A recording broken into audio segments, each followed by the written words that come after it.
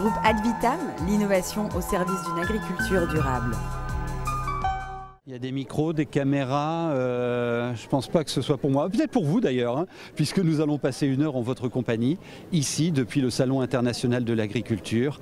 Nous allons nous poser la question de l'avenir de l'agriculture, de l'agroalimentaire dans notre région. Et le Nord-Pas-de-Calais est présent en nombre au sein de ce salon, avec ses éleveurs, ses cultivateurs, ses transformateurs également. Et dans quelques instants, je vais vous présenter une méga star. On y va.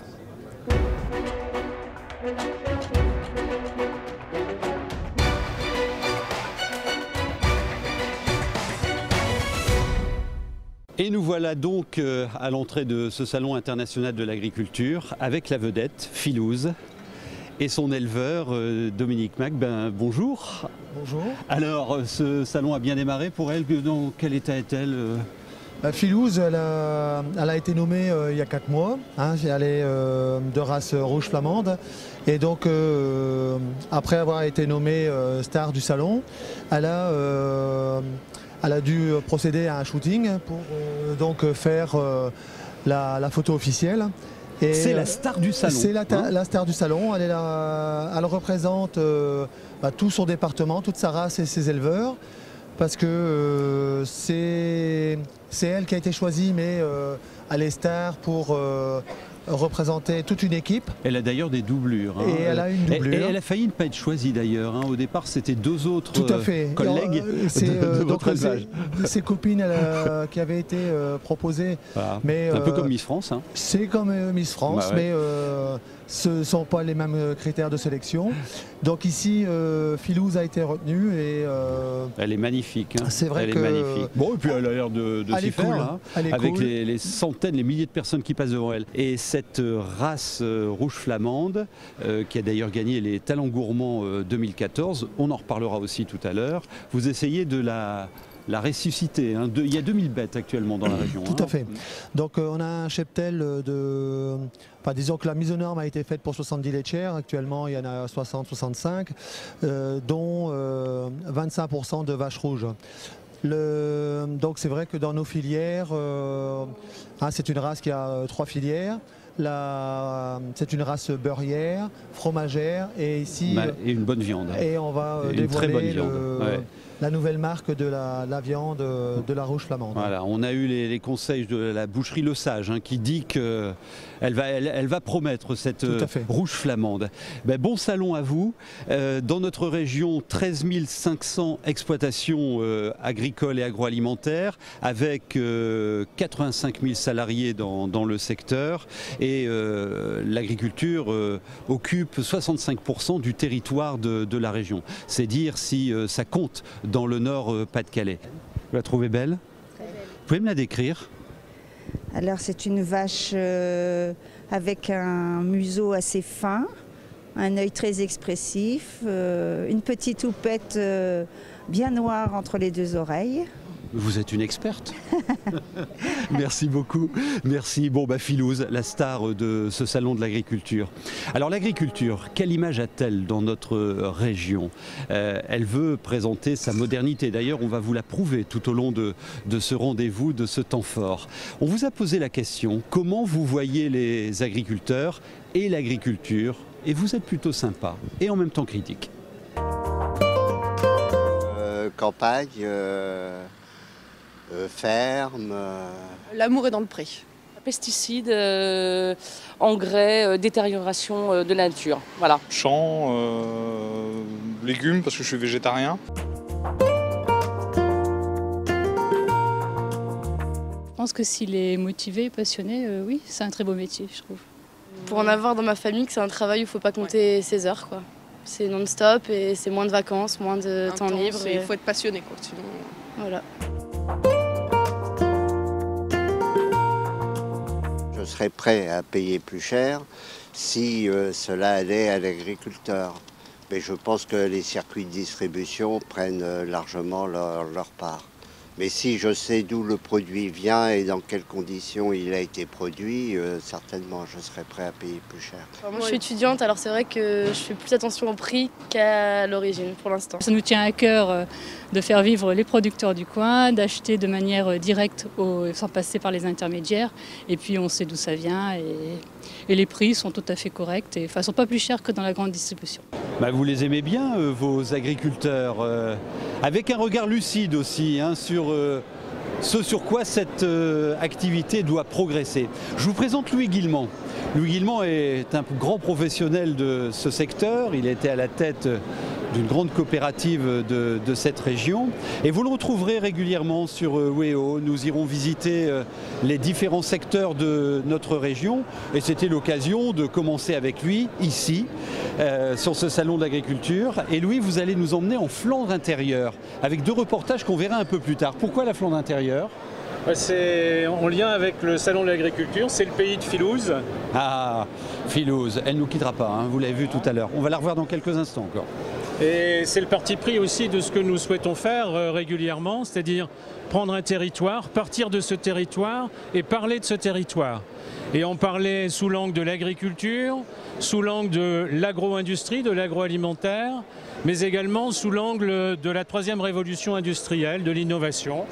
Ah oui, et l'innovation, c'est un des thèmes de ce salon en plus. Alors, ce secteur de notre région a comme caractéristique d'avoir une activité agricole intense, mais moins concentrée qu'ailleurs. Vous nous la présentez ? Tout à fait. Donc, c'est vraiment une région qui a de belles caractéristiques.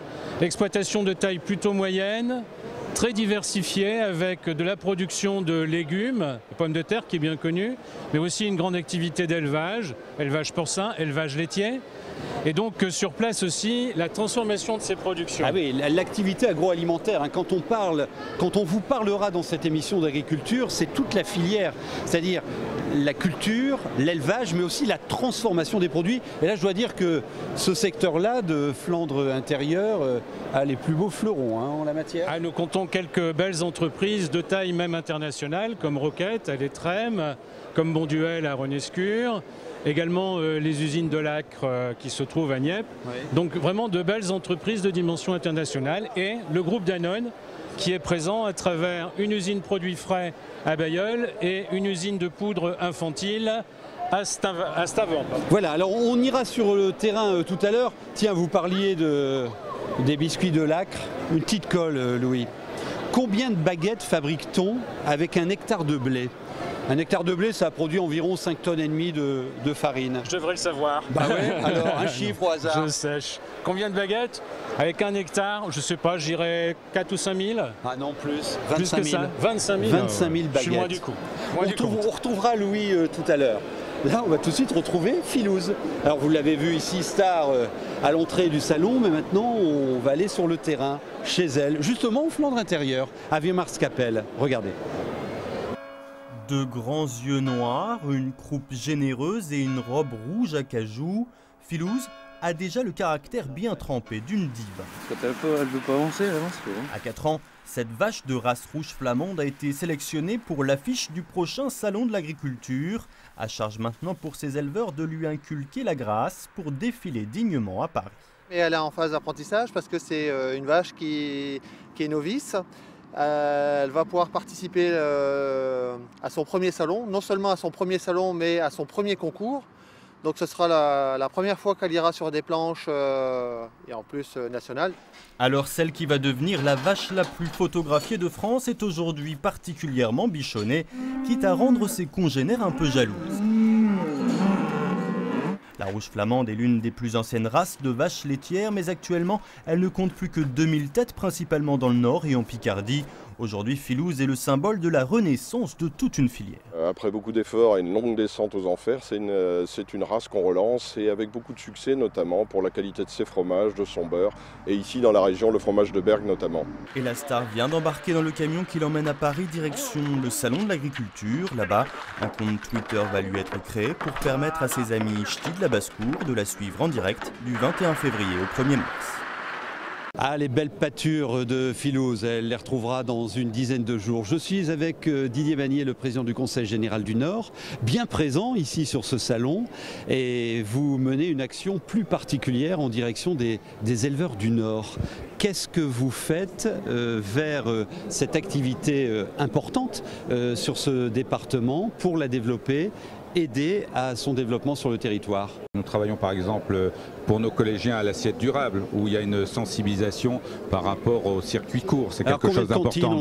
Aujourd'hui, on a une quarantaine de collèges qui sont concernés par l'assiette durable et on a l'intention d'élargir. Produits raisonnés, produits bio. Voilà, avec des opérations pédagogiques en amont de sensibilisation des élèves. Ensuite, des aides directes aux agriculteurs, ceux qui sont en difficulté. On essaie et il y en a malheureusement, hein, même si aujourd'hui on se rend compte que depuis quelques années c'est un secteur qui se développe. Il y a une évolution, il y a des innovations.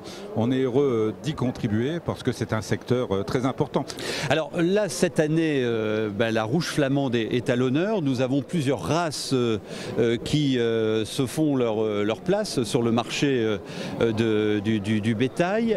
Qu'est-ce que vous proposez pour promouvoir ces races qui sont spécifiques sur l'ensemble de l'offre française? Effectivement, de mémoire, je crois que c'était la Holstein l'année dernière qui était mise en valeur. On a la blanc-bleu et aujourd'hui on a la rouge flamande avec Philouse qui renaît et qui était née, si je puis dire, du côté de Bergues. Donc c'est vraiment le Nord est vraiment son terreau, et le fait que ce soit la vedette, la star du salon de l'agriculture, je crois que c'est une reconnaissance de tous les agriculteurs du Nord et des éleveurs du Nord. La rouge flamande devrait arriver dans les bouchées de la région d'ici 3-4 mois. Alors cette profession, pour se développer, doit innover. Regardez ces chiffres.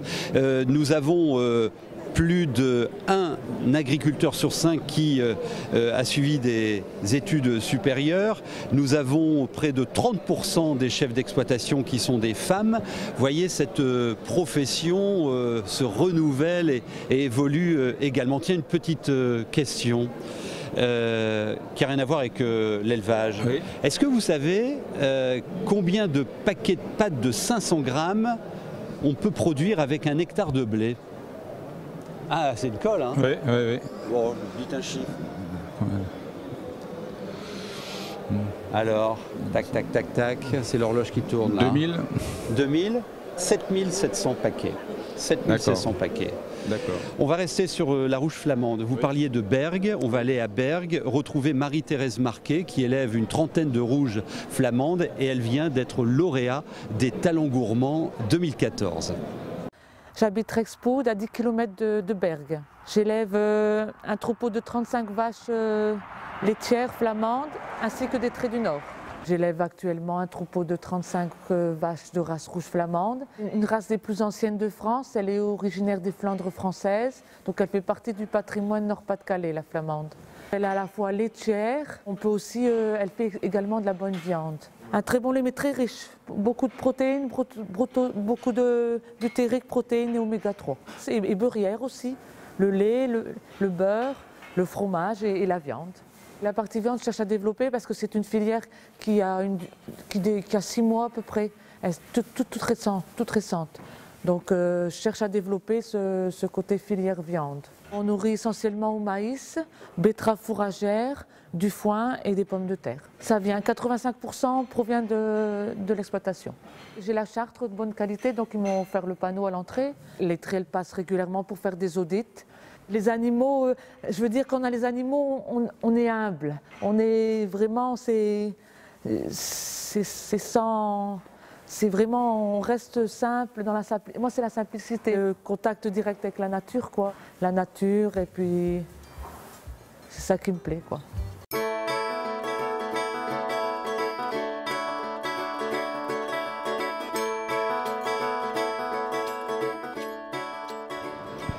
On se retrouve avec Louis Guillemont, ici sur l'espace de la région Nord-Pas-de-Calais, et avec Philippe Frutier. Pourquoi est-il là? C'est parce qu'il a commis cet ouvrage avec Louis, un très bel ouvrage, Visage et paysage. Alors, l'un à la plume, l'autre à l'appareil photo, parce que l'agriculture, c'est d'abord une histoire de femmes et d'hommes Comment avez-vous fait le casting? Alors nous avons fait le casting en recherchant 8 témoignages d'agriculteurs ou de familles d'agriculteurs, tous implantés dans une région naturelle du Nord-Pas-de-Calais, Picardie. Et ces photos, vous êtes allés les faire sur le terrain. C'est des femmes, des hommes en mouvement dans leur exploitation. Alors il est spécialiste, lui, de la photo aérienne, voilà. mais pas que. Qu'est-ce qui vous frappe dans ces clichés, ces instantanés de notre agriculture? Alors, moi je suis un fils d'agriculteur, donc j'ai grandi dans les plaines d'Artois. Et bon, ce qui me frappe, moi, ce sont des hommes et des femmes qui ont sculpté au fur et à mesure des dizaines d'années. Ils gèrent notre paysage. Ils gèrent notre paysage, oui, tout à fait. Et moi, ce qui me frappe, c'est la grande diversité de paysages qui sort de cette agriculture. Dans le Nord-Pas-de-Calais, quand on passe par les plaines d'Artois, le bocage de l'Avesnois, le littoral qui est encore complètement différent également, les prairies, voilà. On a vraiment une variété incroyable qui a été sculptée par les hommes. Voilà. Et donc ça, moi, c'est l'œil du photographe qui est sensible à ça, à cette grande variété, et puis à cette beauté. Voilà. Très beau bouquin, Visage et paysage. Pouvez-vous le procurer, des photos, des beaux textes également.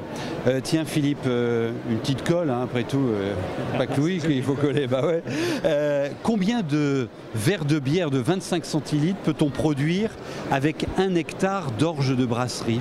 Combien de verres de 25 centilitres de notre bonne bière à nous, hein? Là effectivement c'est une colle qui dépasse mes compétences. Je ne sais pas que je ne bois pas de bière. Un chiffre au hasard. Vous avez une idée, Louis? Je sais pas, 100 000, je sais pas. Non, non, c'est trop. Non, c'est pas mal. 125 000, tiens. 140 000.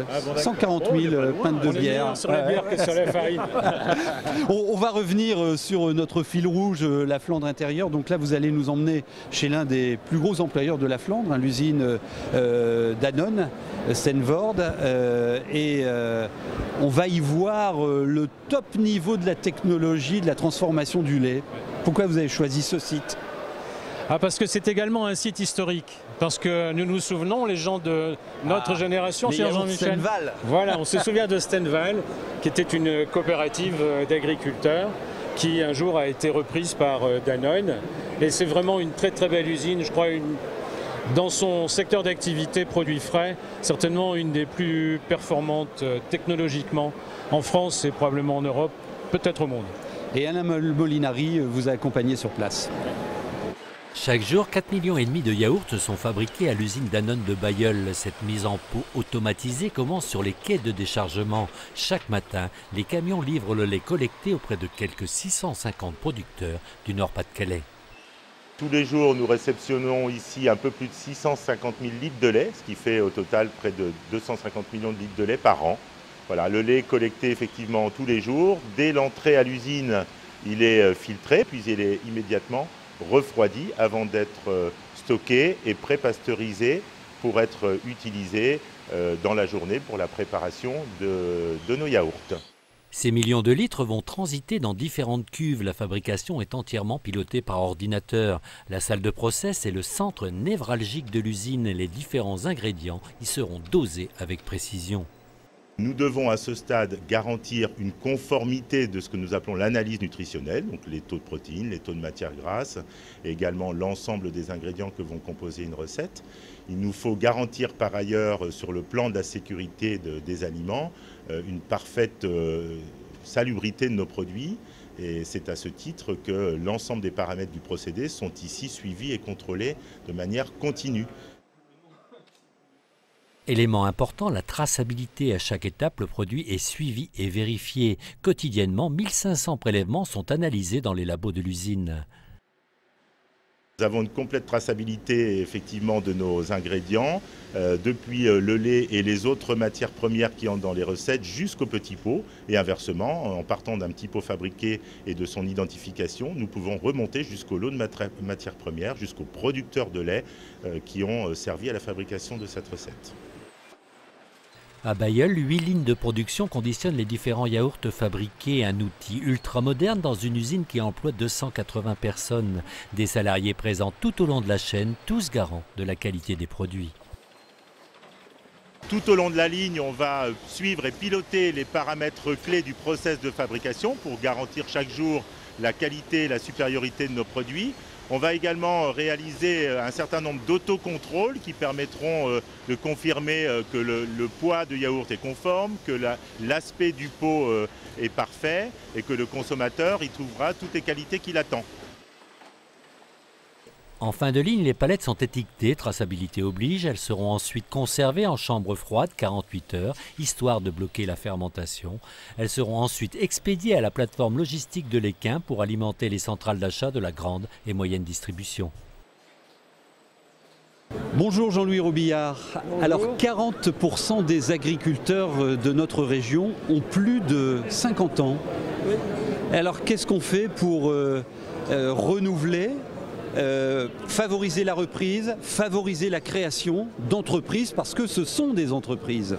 Oui, tout à fait. Donc la région Nord-Pas-de-Calais a fait une priorité de ce défi qu'il faut qu'on relève dans les 10 ans qui viennent, puisque effectivement 50% des chefs d'exploitation vont prendre leur retraite dans les 10 ans qui viennent.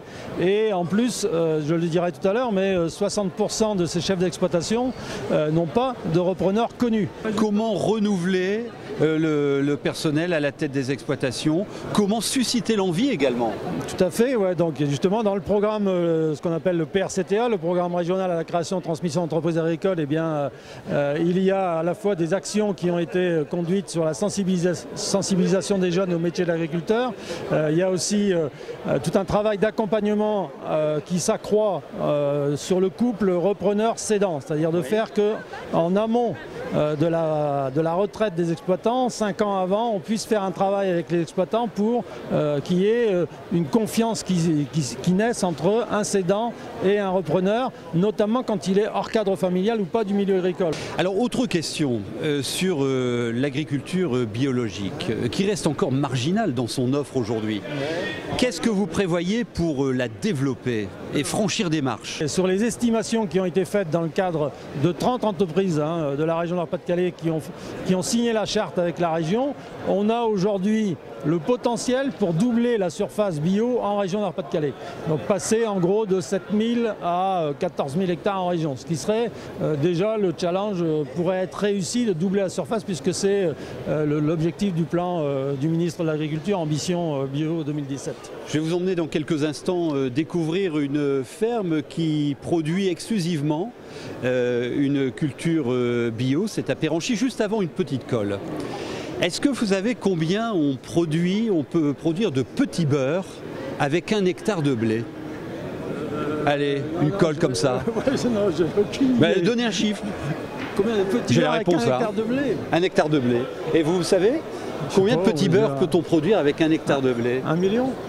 Ah bah pas mal, 900 000. Ah oui, ah bah bravo, il s'y connaît quand même. Alors je vous remercie beaucoup. Je vous emmène maintenant à Péranchy, une ferme exclusivement bio, installée sur 4 hectares. C'est un reportage d'Alain Molinari. Batavia, feuilles de chêne, radis, persil, à Péranchy, à la ferme de la Ruelle, Isabelle et Patrick Ruan récoltent les produits primeurs sur leur exploitation de 4 hectares.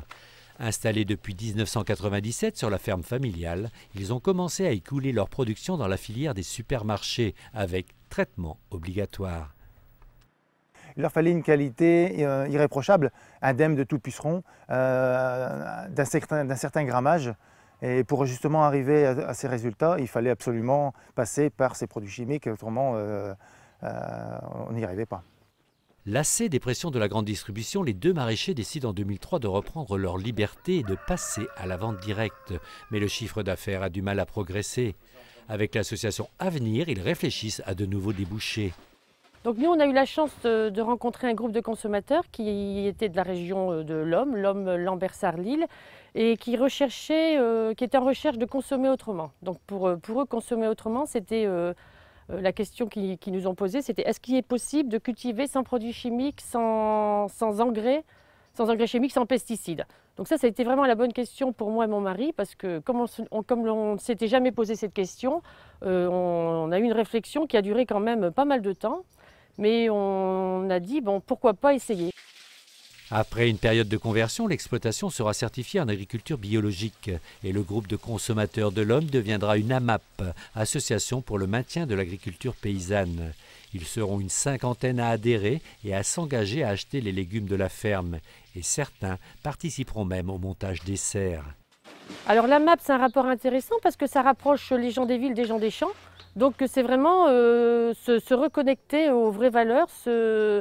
C'est une rencontre, voilà, c'est une rencontre et ça nous a construit aussi bien du côté des gens des villes et nous des gens des champs. On n'est plus tout seul dans nos champs, on est vraiment soutenus. Chaque vendredi, Patrick est sur le marché de Lincel. Il y retrouve les habitués avec plus de sérénité puisque la MAP lui a déjà garanti une partie de ses revenus. La MAP représente 50% de notre production. Et les 50% autres représentent à la fois les marchés et la vente à la ferme. Voilà. Ce sont des contrats qui sont passés en début de saison avec les AMAPiens. Et pour nous, c'est une garantie que les 50% que l'on va produire, on est sûr de les vendre.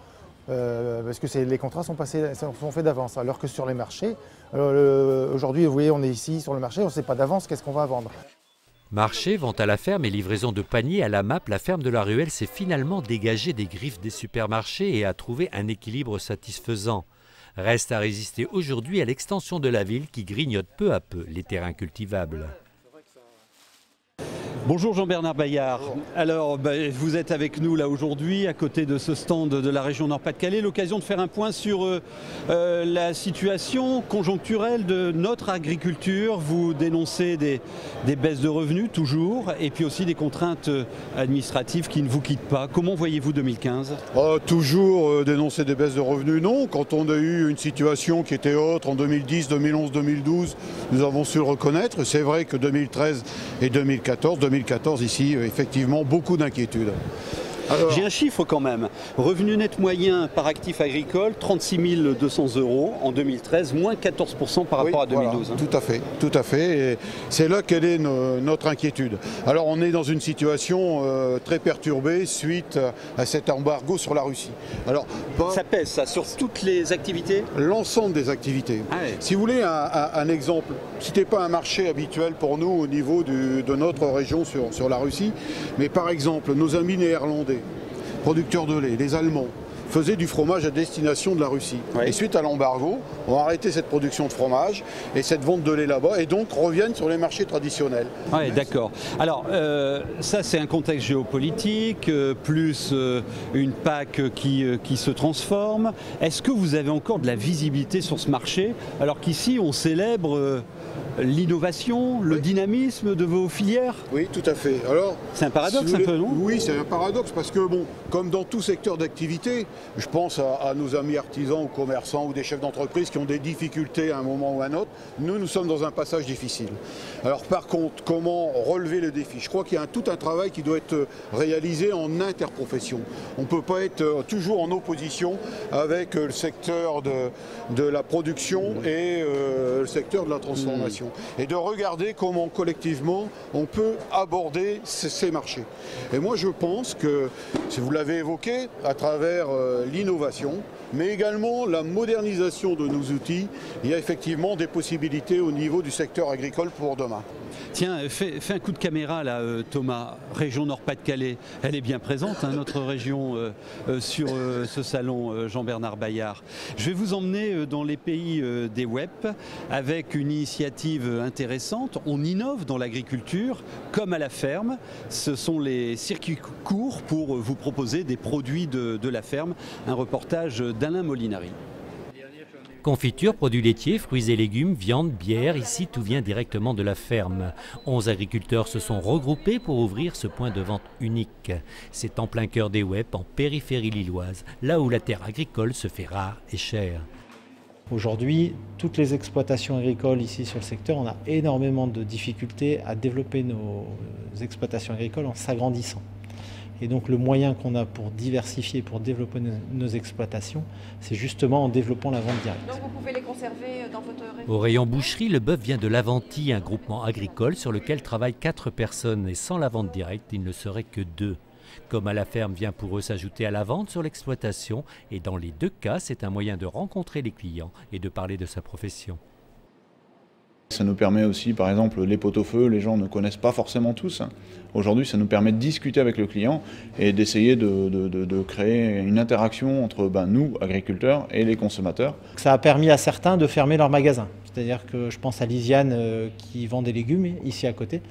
Elle était ouverte tous les jours, son magasin était ouvert tous les jours. Un magasin ici collectif, ça lui permet d'assumer une ou deux permanences dans la semaine et donc de regagner du temps sur son exploitation pour sa production.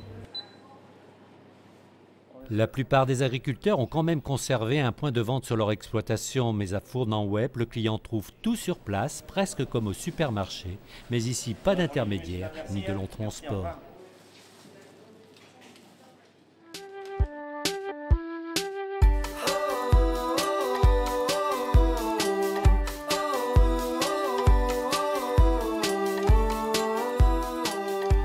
Bonjour, nous sommes toujours sur le stand du Nord-Pas-de-Calais et là c'est la mise en scène de tous les produits de notre région avec Mangelil, Marie-Laure Fréchet et le chef Nicolas Pourcheresse. Alors Mangelil, vous êtes aux affaires là, c'est un bel événement pour vous.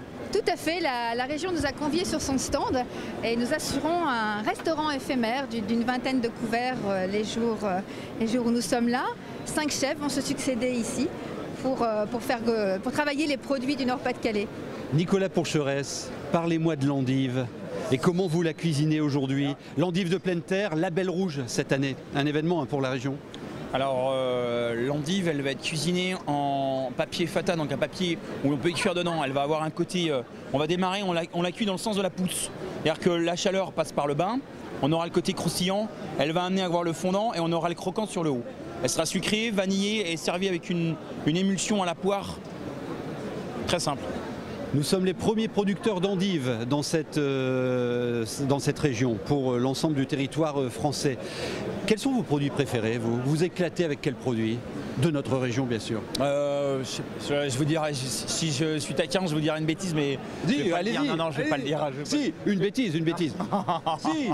Je préfère, j'adore le pain, le phénomène de panification est super intéressant. Bien évidemment, la viande m'intéresse aussi, tout m'intéresse. Tout ce qui est source d'apprentissage et toujours d'exigence et d'aller plus loin dans les produits m'intéresse. À propos d'apprentissage, vous travaillez aujourd'hui avec des élèves du lycée hôtelier de Beuvry-les-Béthunes et chaque jour vous recevez une école de notre région. C'est aussi intéressant, le transfert du savoir. Ils sont bons ? Je leur parle sèchement, franchement, et ça avance. C'est votre marque de fabrique un peu, hein ? Pas du tout. Pas du tout. Je suis quelqu'un qui est très pédagogue. Je peux avoir un look assez et en même temps un physique pas forcément facile. Mais non, j'essaye vraiment leur amener des choses et vraiment de la qualité à leur apprendre des choses, à leur inculquer quand même ce qui est passionnant, la cuisine. Il y a bientôt les discours. Alors juste une question. Est-ce que vous savez combien de sachets de frites d'1 kilo on peut produire avec 1 hectare de pommes de terre ? Alors avec 1 hectare de pommes de terre, on a sachets d'1 kilo. Attention, parce que tout dépend de la variété de pommes de terre. Ah, ça y est, va nous embêter là. Mais en moyenne. Alors en moyenne, on a 50 tonnes à l'hectare. En moyenne, sur une pomme de terre dite pour la frite. Donc 50 tonnes. On doit faire 50 000. 25 000 sachets. 25 000 sachets. De combien ? d'1 kilo. D'1 kilo. Ah, vous êtes sur les il faut les éplucher. Vous êtes sur les petits rendements. Ce sont les chiffres officiels. Okay. Bon, bonne cuisine. Hein. Merci beaucoup. Et vous, je vais vous emmener dans l'Artois. Des agriculteurs se sont rassemblés, organisés pour créer un site internet et proposer l'ensemble de leurs produits. Voilà un nouveau canal de distribution. Regardez. Ça c'est une Carmine de Sonneville, c'est une pomme très tardive qu'on a remis aussi au goût du jour parce que c'est beaucoup de goût. Voilà 12 ans que Denis Delannoy est maraîcher bio dans l'Arajois. Chaque semaine, il vend ses produits sur les marchés, en AMAP, mais aussi directement sur place. Depuis peu, il est référencé sur un nouveau site internet, ouacheterlocal.fr. On y trouve ses horaires, ses points de vente, un sacré plus pour le producteur. C'est officiellement enfin un site de producteur. et qui est entre guillemets généré par les pouvoirs publics. Au lieu d'avoir des contrôles, c'est quand même beaucoup mieux de valoriser les gens. Je crois que c'est une bonne image entre guillemets administrative. Comme Denis Delannoy, ils sont 648 producteurs dans la région à être recensés sur ce site internet officiel. Par produit ou de manière géographique, il est alors possible de trouver tous les producteurs répondant à ces besoins. Ou acheterlocal.fr a été créé par la Chambre d'agriculture du Nord-Pas-de-Calais afin de favoriser au mieux la vente directe.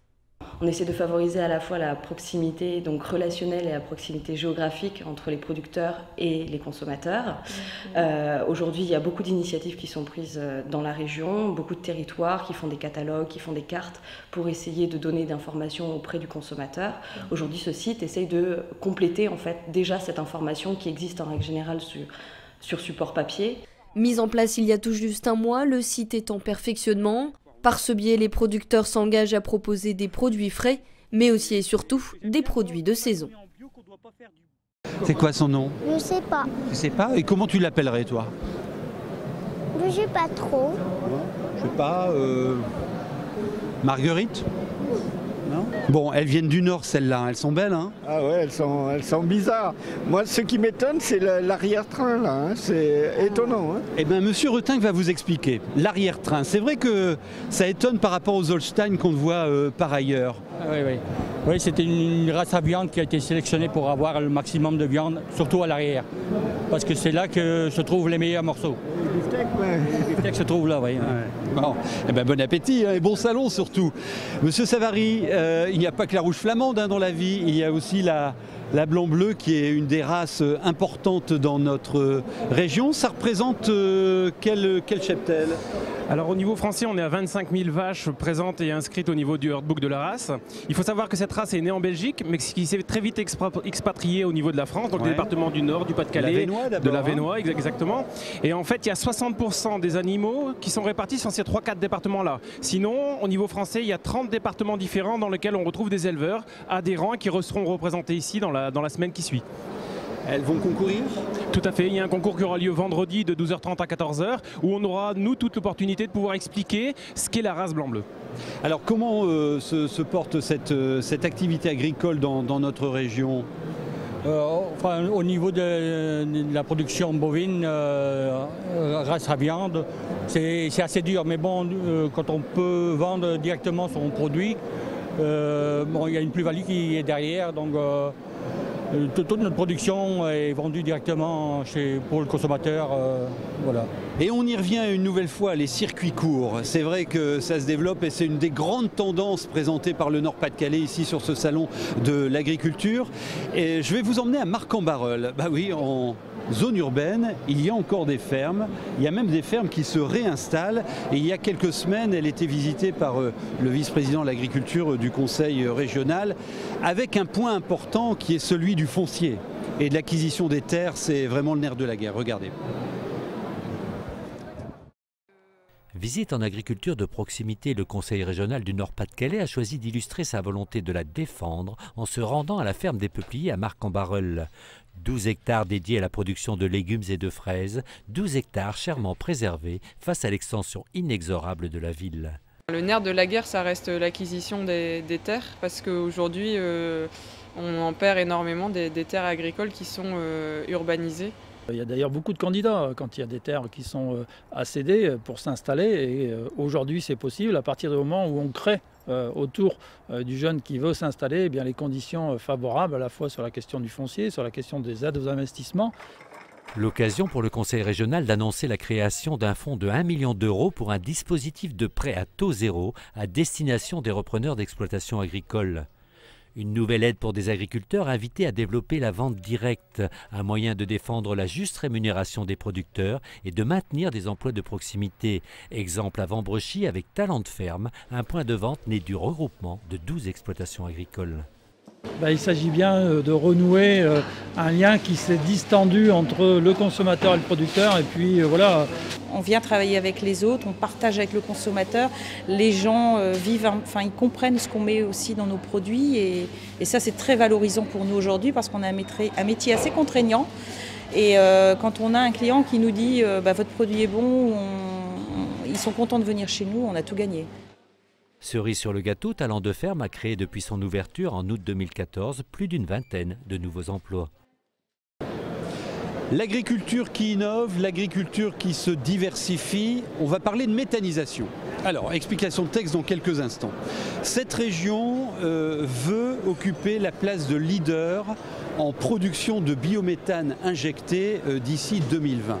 Et la ressource pour produire ce biométhane provient essentiellement de l'univers de l'agriculture, et en particulier du lisier. Et ça, c'est le deuxième exemple que vous avez choisi sur ce secteur de la Flandre intérieure. Voilà, à Renescure, donc 2 exploitants agricoles qui s'appellent Julien Vicard et Jean-Damien Devinck, qui sont 2 producteurs de lait, donc avec un cheptel laitier et donc du lisier, du fumier de vache, qui est un sous-produit de l'élevage, si je puis dire, et la décision qu'ils ont prise de conduire un projet de méthanisation. C'est incroyable, hein? Oui, mais alors, ils ne pouvaient... C'est des gens très ouverts, hein, qui sont déjà sensibles à une agriculture écologique, mais ils ne pouvaient le faire que s'ils trouvaient un moyen de valoriser la chaleur. Voilà, parce que c'est le problème aujourd'hui sur la méthanisation. Il faut valoriser, revendre la chaleur pour amortir l'investissement. Hein. Et eux, sur place, c'est possible. Ouais, ils ont trouvé un deal très heureux avec un de leurs voisins, donc François Bonduel, qui a une activité de production de germes de soja. Et donc cet industriel leur fournit des épluchures de légumes qui complètent d'ailleurs leur matière première de méthanisation. Et ensuite, cette méthanisation génère du gaz. Avec le gaz, on alimente un moteur. Ce moteur produit l'électricité qui est revendue à EDF. Mais le moteur, en fonctionnant, déclenche de la chaleur. Et cette chaleur est rétrocédée donc, à l'industriel voisin, François Bonduel. Cet exemple fait partie du master plan de la liste des 150 projets de la 3e révolution industrielle. Ce que vient de décrire Louis, c'est de l'économie circulaire. Tout à fait. On prend une ressource, on la transforme, on en sort de l'énergie pour alimenter une structure industrielle. Alain Molinari nous emmène sur place. Juste avant, merci Louis. Et comme j'ai dit tout à l'heure, on se retrouvera régulièrement avec Louis dans les semaines à venir pour aller à la découverte, alors là sous forme d'une émission et d'un rendez-vous spécifique, pour aller à la découverte des riches territoires de notre région. De l'agriculture et de l'agroalimentaire. À Renescure, près de Saint-Omer, rien ne se perd, les déchets de légumes et le fumier se transforment en électricité. Le principe, la méthanisation. Le gaz dégagé lors de la décomposition alimente une mini-centrale électrique pilotable par smartphone. On n'a en aucun cas retiré les éléments nutritifs qui s'en vont pour nourrir les plantes dans les champs, mais on a seulement retiré le gaz, ce qui crée le plus de nuisances à l'épandage, et ce gaz, en fait, on s'en sert pour faire de l'électricité. Nous revendons l'électricité à EDF, et la chaleur issue du moteur est revendue à une entreprise voisine à 80%, et 20% est autoconsommé pour chauffer les fosses. Ce projet a été monté par 2 agriculteurs soucieux de diversifier leur activité. L'investissement est lourd, 2 millions d'euros, mais il leur apporte un revenu complémentaire non négligeable. Aujourd'hui, je suis agriculteur, mais surtout énergiculteur, j'appelle, parce que aujourd'hui, je pense que notre métier est amené à évoluer, et il faut absolument, pour moi, voir les choses autrement d'un aspect environnemental. Ces 2 exploitants ont déjà entamé une démarche environnementale sur leurs terres pour préserver la structure des sols. Ils ont abandonné la charrue et ont également limité les traitements au strict minimum. Valoriser les rejets de leur ferme est un prolongement de cette réflexion. En temps normal, nous produisons 250 kW électriques et c'est ce qui représente l'équivalent en fait d'une consommation de 300 foyers. Produire de l'énergie renouvelable, redistribuer sur un réseau collectif, récupérer la chaleur pour le voisinage, cela pourrait être les prémices de la 3e révolution industrielle. Sur les animaux, on a plusieurs races dans notre région, et chez les moutons, il y a le mouton du Boulonnais. Et Jean-Paul, vous élevez ces moutons du Boulonnais à Steenwerk. Oui. C'est en Flandre intérieure. Prenez le micro, on vous entendra mieux. Alors vous êtes ici pour la première fois, non? Non, non, c'est la 3e année que je présente sur ce concours. Et quelle est la spécificité du mouton du Boulonnais? Alors, bon, le mouton boulonnais, c'est une race à viande. C'est C'est aussi la seule race ovine du Nord-Pas-de-Calais. Ouais. Et voilà, donc pour nous c'est une fierté Et ça se développe d'essayer de maintenir une race à petits effectifs. Oui. Hein? Mais un mouton de qualité. Alors voilà, la particularité du mouton boulonnais, c'est quand même c'est sa qualité. L'agneau boulonnais ne rentre pas trop dans le standard classique de l'agneau. Qu'est-ce qu'il a de différent? Voilà. Bon, déjà, c'est un agneau un peu plus lourd que ce qu'on appellera le standard. Belle bête, hein. Voilà. Voilà. Tiens, j'ai une colle à vous poser sur la filière céréales. À votre avis, avec 1 hectare de maïs, je peux produire combien de paquets de pop-corn de 100 grammes? Dites un chiffre là comme ça. Non, mais j'en ai aucune idée. Allez, un chiffre. Non, mais ça, un chiffre. Je vais dire une bêtise alors. Et vous, avec 1 hectare de maïs, combien de paquets de pop-corn de 100 grammes? 1000. 1000? Ah bah dis donc, ils ne gagneraient pas beaucoup leur vie, hein. 50 000 paquets. Bon, voilà, ça c'est les petites colles comme ça, hein, pour voir s'ils connaissent bien leur agriculture du Nord-Pas-de-Calais.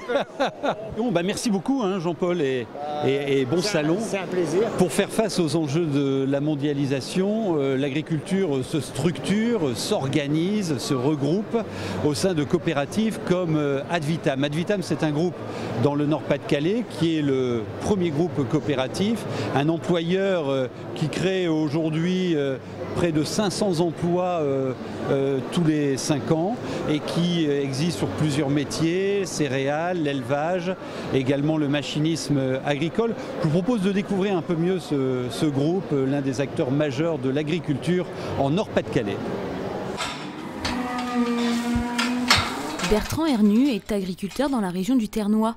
Depuis 8 ans, il est président du groupe Advitam, le groupe coopératif agricole spécialisé dans 3 secteurs, l'agriculture avec les céréales et l'élevage, le machinisme agricole et les jardineries connues sous l'enseigne Gamme Vert. C'est un groupe qui a été créé par des agriculteurs pour les agriculteurs. Notre vocation, c'est de proposer des solutions aux agriculteurs qui sont propriétaires de notre groupe. La mission principale, c'est de créer de la valeur ajoutée sur notre territoire. C'est faire le travail du grain, c'est amener une solution par rapport à la nutrition animale, c'est créer des groupements de producteurs pour faire la commercialisation de l'ensemble de nos productions. Le groupe Advitam investit 30 millions d'euros par an depuis plusieurs années. 30 millions d'euros, c'est beaucoup, mais c'est peu en même temps parce que nos besoins sont au-delà de ça. Le groupe Advitam compte aujourd'hui 350 sites répartis sur le Nord-Pas-de-Calais et la Picardie. Au total, ce sont 12 000 agriculteurs et plus de 2000 collaborateurs. Le groupe s'inscrit dans une démarche d'innovation. Il propose aux agriculteurs adhérents de nouvelles technologies permettant de gérer au mieux leur exploitation. Grâce à cette clé USB, j'ai téléchargé sur Internet la cartographie qui m'avait été envoyée par le satellite. Je le mets sur le boîtier du tracteur et c'est ce boîtier qui va prendre le relais pour assurer la modulation de dose, de quantité d'azote à apporter à hectare. À titre d'exemple, le groupe Advitam propose un pilotage à la parcelle, on appelle ça outil d'aide à la décision. Près de 40 000 hectares, soit près de 30% des hectares de céréales, sont contrôlés par ces outils d'aide à la décision. L'intérêt pour l'agriculteur, c'est de produire plus et mieux. En 2014, le groupe a généré un chiffre d'affaires de 1,3 milliard d'euros. L'agriculture crée le plus d'emplois dans la région. D'ailleurs, depuis ces 5 dernières années, le groupe a créé près de 600 emplois en région Nord-Pas-de-Calais et Picardie. Alors ils écoutent sagement des discours, beaucoup de discours. Vous êtes ici sur le Grand Ring, c'est l'endroit où l'on vient présenter les animaux vedettes qui se présentent au concours. Vous voyez là-bas, il y a une vache, un mouton et un cheval là derrière, ils viendront se présenter tout à l'heure. Le Salon international de l'agriculture, c'est aussi un moment important pour les professionnels. Ils expriment leurs doléances, ils rencontrent les pouvoirs publics parce que il faut savoir qu'ici, sur le salon, il y a des tas d'hommes politiques, de ministres, de responsables de tous les services des régions et autres qui viennent visiter le salon, se montrer, rencontrer les agriculteurs. On en a vu pas mal aujourd'hui, comme vous pouvez le voir sur ces images. On va repartir sur le terrain. Je vais vous proposer de découvrir une exploitation agricole de notre région qui est certifiée sur une norme européenne. La certification est importante parce que ça donne des exigences à l'exploitation en termes de rendement, en termes de préservation de l'environnement également. Regardez. Depuis 2009, la ferme de Guillain-le-Prince est certifiée ISO 14001, une démarche environnementale pour une agriculture raisonnée. Ce gérant met un point d'honneur à ouvrir les portes de son exploitation. Alors pourquoi on reçoit du monde, alors que ce soit à la fois des professionnels ou j'allais dire monsieur tout le monde, tout simplement justement pour montrer ce qu'est une exploitation agricole aujourd'hui. Une exploitation dans laquelle on a mis en œuvre certains indicateurs, certaines choses sur lesquelles on peut aujourd'hui montrer des choses et montrer surtout que une exploitation agricole préserve l'environnement aujourd'hui. On est vraiment dans ce sac de préservation. En plus d'être proche de l'environnement, Guillain-le-Prince favorise les échanges entre le monde rural et le monde urbain. Pour lui, c'est essentiel pour se comprendre. On peut avoir des urbains qui vont nous dire bah oui, vous moissonnez le soir, ça nous dérange, ou le dimanche vous passez avec un outil. Oui, mais nous on est tributaires du temps.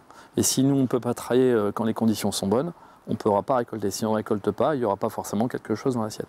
Donc oui, il y a besoin d'une communication et de se rapprocher, j'allais dire, des deux mondes. De se dire bah voilà, on a besoin de l'un et de l'autre. Guillain-le-Prince reçoit régulièrement du public sur son exploitation. Il encourage d'ailleurs tous les agriculteurs à faire de même. À partir du moment où on fait bien son travail, on n'a rien à cacher. Après voilà, faut passer le pas, il ne faut pas avoir peur de recevoir du public, de recevoir des élus. Ce n'est pas donné à tout le monde, certes, mais le plus difficile c'est la première fois, j'allais dire. Une fois qu'on a fait le pas, c'est beaucoup plus facile à faire. Guillain-le-Prince l'a bien compris, il a décidé d'être acteur et de prendre en main sa communication. Toujours des discours, et toujours les hommes politiques, quelques femmes politiques aussi qui écoutent. Mais c'est un moment important parce qu'ils échangent là, ils disent des choses pour l'avenir de la filière agricole. Est-ce que vous savez ce qu'est un créciculteur? C'est un producteur de cressons et on en a rencontré un génial, il s'agit de Stanislas Euchin. Il est quelque part là, du côté de la vallée de la Course. Il vient de démarrer son exploitation et il nous présente une niche intéressante dans le monde agricole.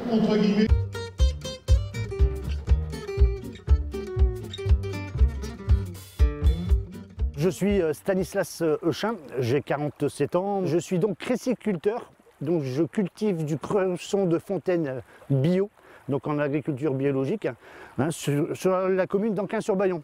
Et j'ai démarré mon activité en juillet 2013. Après donc une reconversion puisque j'étais mandataire immobilier auparavant. Donc, le cresson, ce sont des feuilles qui sont généralement bien vertes. Là ici, il n'est pas encore tout à fait à maturité puisque les feuilles doivent être un tout petit peu plus grandes. Il a un goût très prononcé, poivré et amer. Le cresson, on le vend, comme vous pouvez le voir, en botte. Mon épouse confectionne également des tartelettes ou des tartes pour 6 ou 8 personnes. Et également confectionner de la soupe. Alors ça c'est de la soupe de cresson bio qu'on fait fabriquer par une association de réinsertion par le travail. On est dans un cadre magnifique, en pleine verdure. Si vous entendez, je ne sais pas, l'eau de source qui coule, les oiseaux, etc. C'est ce que je dis tous les jours, les pieds dans l'eau et la tête au soleil, comme aujourd'hui par exemple.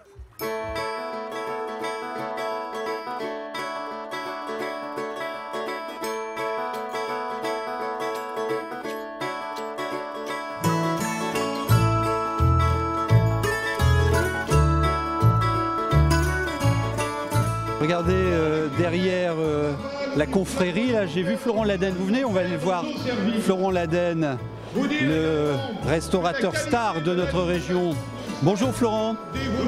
Ça va? Ouais. On a passé 1 heure à découvrir les produits de la région, à découvrir les agriculteurs, les éleveurs de notre région. Quels sont vos 3 produits stars que vous aimez cuisiner? J'aime cuisiner en ce moment, parce qu'on a énormément de saisons. En ce moment, j'aime cuisiner la betterave, le rutabaga et le lait de ferme. Alors c'est dans votre génétique, vous, que de cuisiner quasi exclusivement les produits du Nord-Pas-de-Calais, de les mettre en scène. Qu'est-ce que vous appréciez dans cette gamme de produits qu'on nous propose ? Je pense que les produits du Nord-Pas-de-Calais sont à l'image de cette terre. Ça pourrait paraître austère, très simple, voire froid. Et au final, c'est tout le contraire quand on les goûte. Les produits du Nord-Pas-de-Calais, que sont comme les gens du Nord-Pas-de-Calais, sont chaleureux, sont pleins d'amour et plein de caractère aussi. Ben voilà, Florent nous fait la synthèse de cette émission que nous avons passée ensemble. Vous leur préparez quoi là, à ceux qui écoutent les discours? On a de la rouge flamande qui vient des établissements Le Sage là.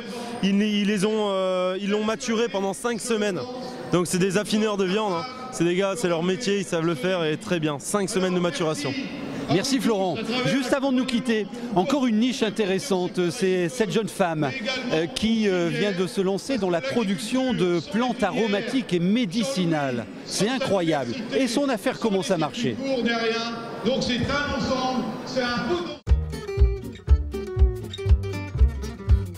Je suis Louise Deril, je suis productrice de plantes aromatiques et médicinales en agriculture biologique et j'exerce à Bord, dans les Flandres intérieures, dans le Nord. J'ai une partie de plantes vivaces, donc c'est des plantes qui restent d'une année sur l'autre, donc tout ce qui est thym, romarin, verveine, charillette, etc.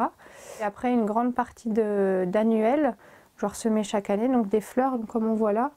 Il y a de la mauve, de la camomille, il y a du bleuet, souci. Le fenouil revient chaque année. Toutes ces plantes ensemble, ça fait une trentaine de plantes à peu près. Et je cueille en sauvage ce que je trouve dans les haies, dans les forêts, donc le tilleul, les mûres, l'aubépine, le sureau. Dans la forêt, je trouve l'ail des ours. Donc, toutes les plantes que je transforme, je les produis moi-même. Je ne vais pas acheter de plantes ailleurs. Ce que je vends surtout, c'est les sirops. Le sirop de thym, les gens l'apprécient beaucoup. Les pestos, un pesto d'ail des ours. Le sel aux herbes pour la cuisine, ça marche bien également. Ça fait 2 ans que je suis sur un lieu test ici, en couveuse d'entreprise. La couveuse d'entreprise, c'est une association qui me prête son numéro de SIRET et de TVA pour exercer officiellement et pouvoir vendre et acheter. Et le but de cette couveuse, c'est qu'au bout de 2 années, on puisse voler de nos propres ailes. Donc là, ça tombe très bien puisqu'on a trouvé 7 hectares de terrain. Cette année, là, en 2015, on va quitter Bord et emménager à Bailleul sur une plus grande surface. Donc je vais pouvoir implanter un verger et agrandir mon espace de plantes et de fleurs. Et Dominique Mac qui est toujours aux affaires, grand impresario de Philouse. Philouse qui ne m'appartient plus, hein, fini le tête-à-tête du début de l'émission. Il y a là des centaines de supporters qui sont autour d'elle. Et alors vite, il faudra que tu reviennes à la maison Philouse, hein. On compte sur toi. Quant à vous, j'espère que vous avez passé un bon moment en notre compagnie, ici depuis le Salon international de l'agriculture. L'occasion de vous montrer tout l'intérêt de cette filière pour le développement de notre région. L'intérêt aussi de vous proposer d'avoir un autre regard sur l'agriculture et ceux qui la font dans notre région. Elle innove, elle participe au développement de notre territoire et elle va nourrir la planète. C'est quelque chose d'important, non? À très bientôt.